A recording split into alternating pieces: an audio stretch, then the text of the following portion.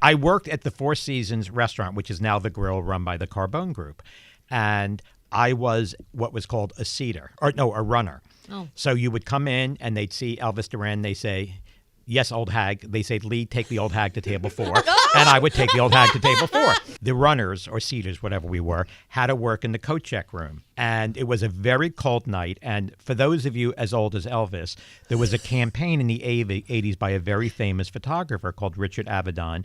And there's a very famous book out by Richard called What Becomes a Legend Most by Black Llama. Black Llama is was a very exclusive fur coat company, and all the big celebrities like Barbra Streisand and Lauren Bacall and Diana Ross were in this book wearing these big mink coats. So Diana Ross comes into the restaurant. I remember it was it had to be cold. She was wearing a mink coat. She wouldn't have done it in July, I guess. But it was a cold night, and she came in. Of course, I recognized her right away, and she checked her coat. And she went upstairs. I don't know who she was with, but she went upstairs. We were in the lobby, like really alone in the lobby. Then you walk up the stairs and they greet you, which is where I would then see people. But now I was working in the coat check room. So I was taking Miss Ross's coat and I checked it. And of course, I could not resist.